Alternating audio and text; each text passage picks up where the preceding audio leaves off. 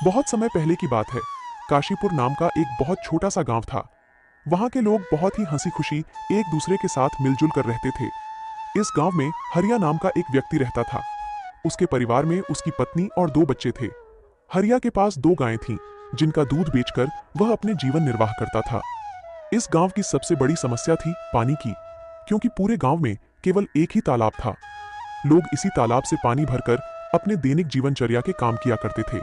गांव में और कोई पानी का साधन न होने की वजह से गांव के लोगों को इसी तालाब के पानी पर निर्भर रहना पड़ता था। हालांकि गांव के लोग अपनी इस जिंदगी से खुश थे।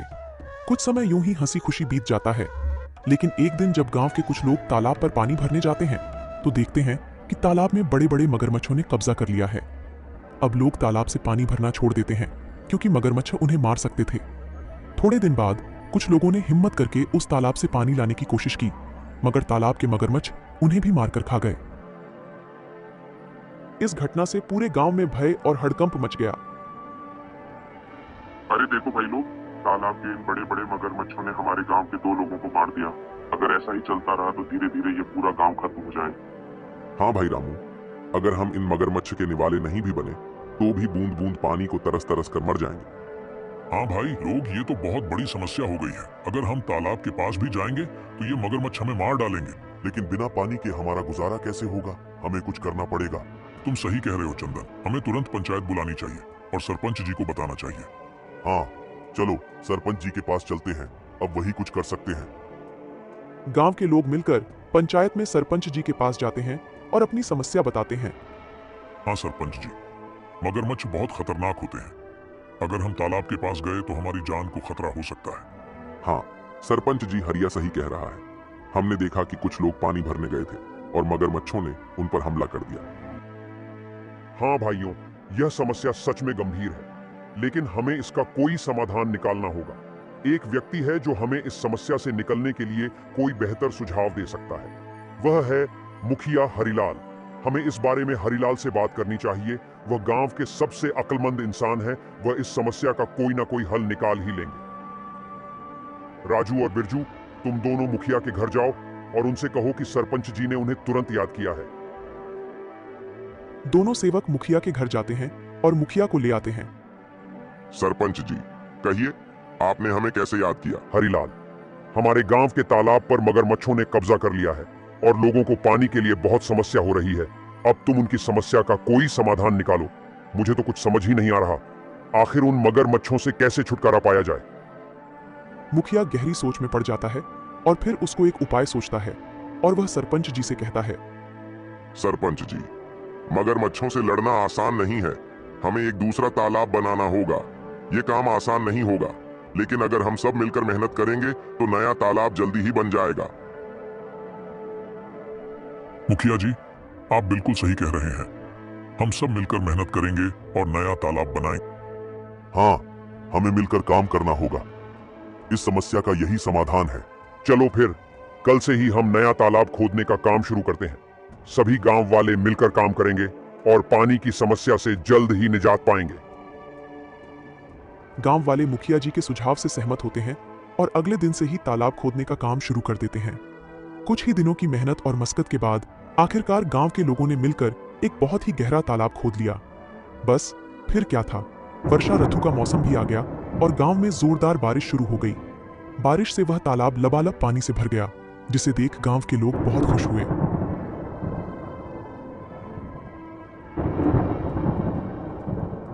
अरे हरिया, यह देखो, हमारा तालाब कैसे पानी से भर गया है। अब हमें पानी के लिए उस मगरमच्छ वाले तालाब में जाने की जरूरत नहीं पड़ेगी। हम यही पास ही के तालाब से पानी भर लिया करेंगे। हाँ काका, आज मैं बहुत खुश हूँ। आखिरकार हमारे गांव को इस पानी की समस्या से निजात मिल ही गया।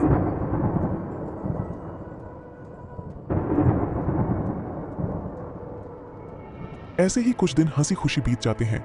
गांव के लोग तालाब के होने से बहुत खुश थे, लेकिन एक दिन गांव के लोगों की खुशी को जैसे किसी की नजर ही लग गई।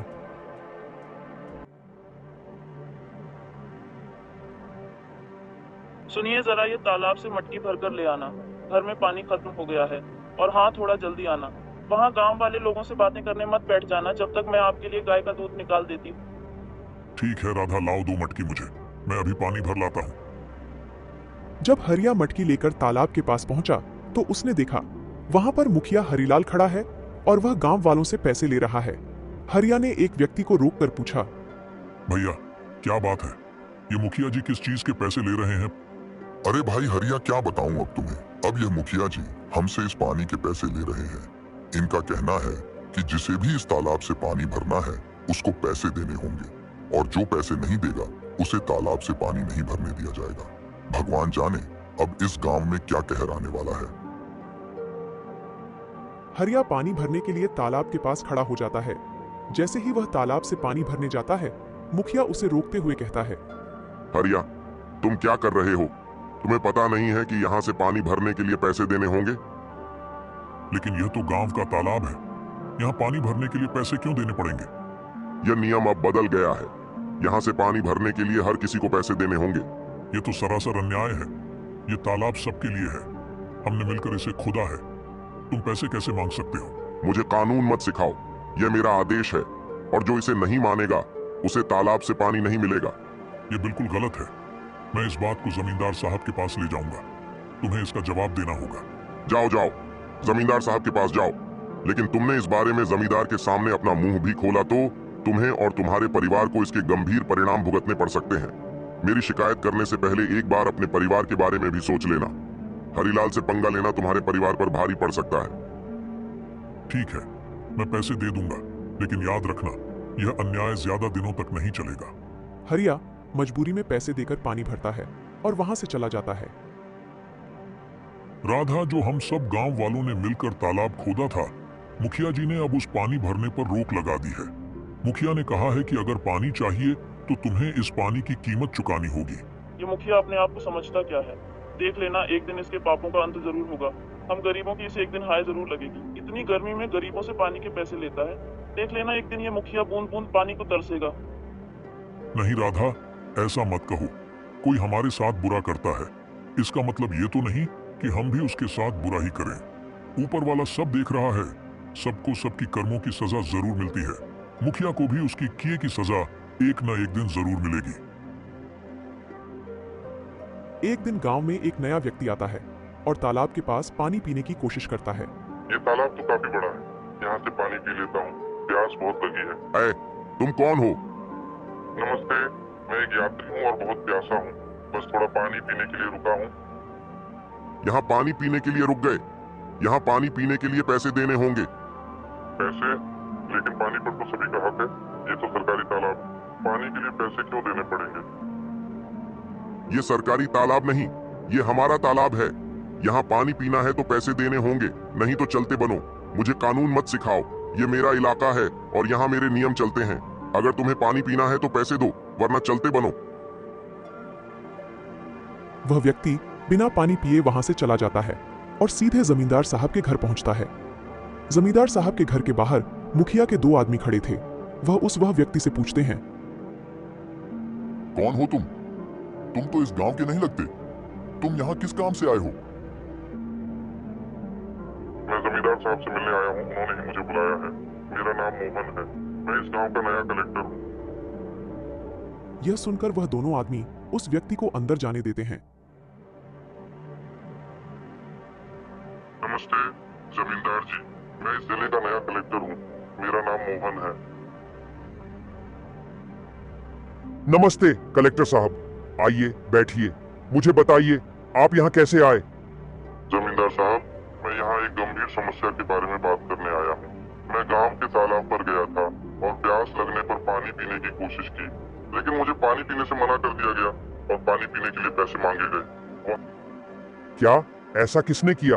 वहाँ मौजूद एक व्यक्ति ने मुझे साफ मना कर दिया और कहा कि बिना पैसे दिए पानी नहीं मिल सकता। तालाब का पानी तो सबके लिए मुफ्त है, यह बहुत गलत है। मुझे माफ कीजिए कलेक्टर साहब, मैं तुरंत इस मामले की जांच करूंगा। जमींदार साहब गुस्से में बाहर खड़े मुखिया के दोनों आदमी को अंदर बुलाते हैं। हमारे गांव में यह क्या चल रहा है? तुमने मुझे इसकी खबर क्यों नहीं दी? मैंने तुम दोनों को किस लिए काम के लिए रखा है? अब तुम सीधे सीधे यह बताओ कि यह जो कलेक्टर कह रहे हैं वह क्या सच है? कलेक्टर साहब का कहना है कि हमारे गांव के तालाब पर गांव के लोगों से पानी के पैसे लिए जा रहे हैं। सच सच बताओ मुझे। जमींदार की फटकार से वह दोनों आदमी सब उगल देते हैं। जी जमींदार साहब, वह मुखिया हरिलाल हैं जो गांव वालों से पानी भरने के पैसे ले रहे हैं। हमने उन्हें बहुत समझाने की कोशिश करी, लेकिन वह नहीं माने। उस मुखिया हरिलाल की इतनी हिम्मत, उसने मेरे पीठ पीछे गांव वालों के साथ ऐसा व्यवहार किया। जाओ, मुखिया को अभी बुला कर लाओ, और हाँ, साथ में सारे गांव वालों को भी एकत्रित करके यहाँ लाओ। थोड़ी देर में मुखिया के साथ ही सारे गांव वाले भी जमींदार साहब के घर पहुंच जाते हैं। गांव वालों, आज मैंने आपको एक जरूरी मुद्दे पर चर्चा करने के लिए बुलाया है। हमें पता चला है कि तालाब के पानी के लिए आपसे पैसे वसूले जा रहे हैं। क्या यह सच है? सरपंच जी, ये सच है। हमें हर बार पानी भरने के लिए पैसे देने पड़ते हैं।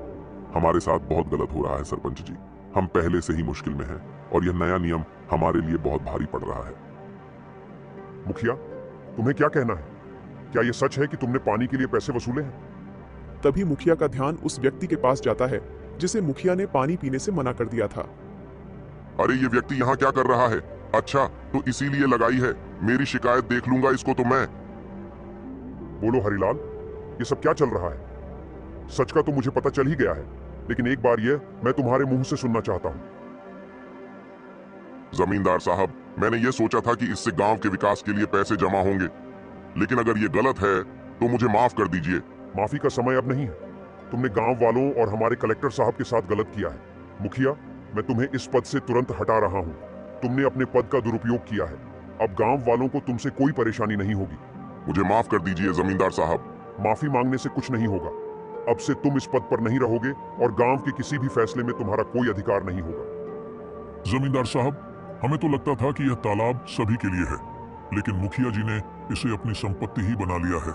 गांव वालों, मुझे खेद है कि आपको ऐसी कठिनाइयों का सामना करना पड़ा। मैं आपको आश्वासन देता हूं कि आगे से ऐसा कोई अन्याय नहीं होगा। तालाब का पानी अब सभी के लिए मुफ्त होगा। धन्यवाद जमींदार साहब, आपने हमें न्याय दिलाया। गांव वाले यह जानकर खुशी खुशी अपने काम में वापस लौट जाते हैं कि अब उन्हें तालाब के पानी के लिए कोई भुगतान नहीं करना पड़ेगा और उनके साथ कोई अन्याय नहीं होगा।